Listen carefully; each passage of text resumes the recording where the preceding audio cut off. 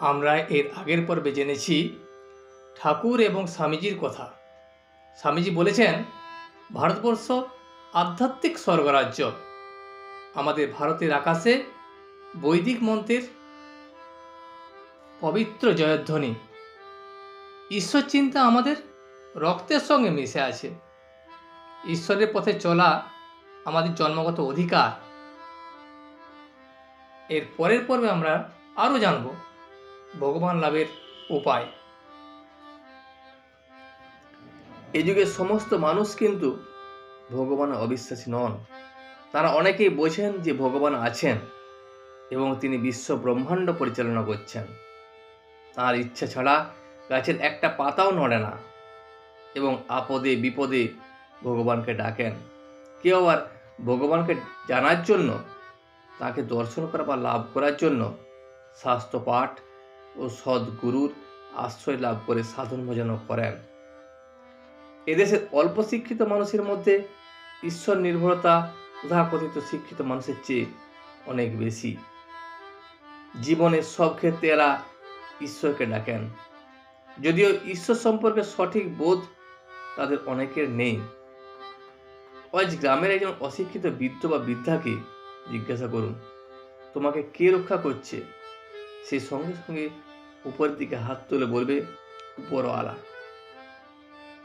এই মানুষটি ঈশ্বর কে, কোথায় থাকে, কি করলে তার সাক্ষাৎ পাওয়া যায়, এসব কিছুই জানে না। শুধু জানে ঈশ্বর তাকে রক্ষা করছেন। এই ঈশ্বর বিশ্বাস আমাদের জন্মগত সংস্কার। স্কুল কলেজের আধুনিক বিদ্যায় শিক্ষিত অনেক মানুষ নানা দেবদেবীর পূজা করেন। অনেকে বাবা মায়ের ভক্ত হয়ে নিজেকে ধর্মপ্রাণ মনে করেন। এদের এই পুজো অর্চনার মধ্যে ঈশ্বর লাভের কোনো ব্যাপার নেই। যা আছে তা ভয়, যেন কোনো বিপদে না পড়ি, আমার স্বার্থ যেন কোনো প্রকারে বিঘ্নিত না হয়, বরং উত্তরোত্তর যেন আমার এবং আমার পরিবারের বিশেষ সম্পত্তি শ্রীবৃদ্ধি লাভ করেন, এই ধরনের মনোভাব। এবার স্বামী বিদেশানন্দ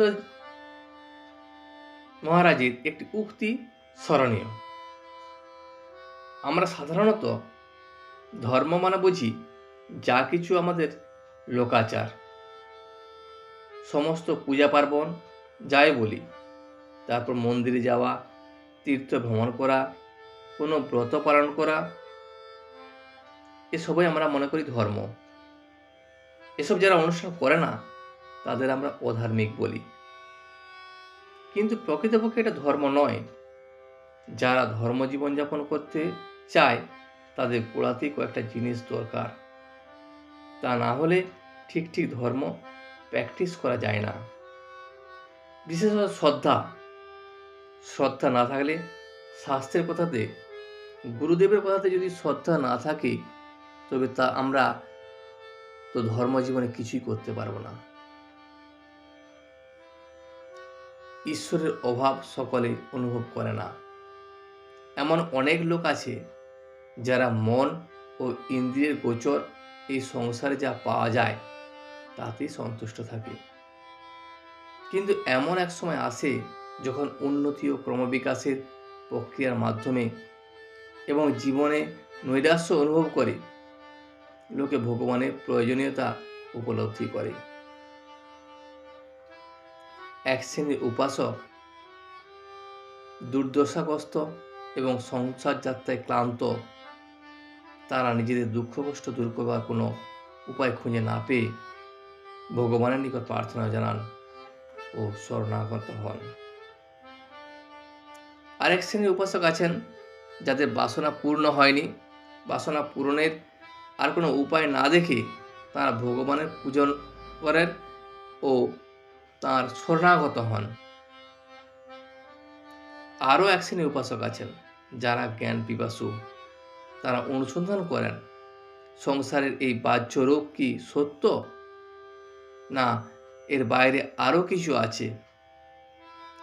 সকলের শেষে আছেন আরেক শ্রেণীর উপাসক যারা তত্ত্ব বিচার করেন তারা উপলব্ধি করেন যে ভগবানকে ভালোবাসা ছাড়া বাকি সব অসার। ভিডিওটি শেষ পর্যন্ত দেখার জন্য আপনাকে অসংখ্য ধন্যবাদ। ভিডিওটি যদি আপনার ভালো লেগে থাকে তাহলে একটা লাইক, কমেন্ট এবং বন্ধুর সাথে শেয়ার করে দেবেন। সাবস্ক্রাইব করে পাশে থাকা বেল আইকনটি বাজিয়ে দেবেন, যাতে আপনাদের নতুন ভিডিওগুলি সর্বপ্রথম আপনার কাছে পৌঁছে যায়। জয় শ্রী রামকৃষ্ণ।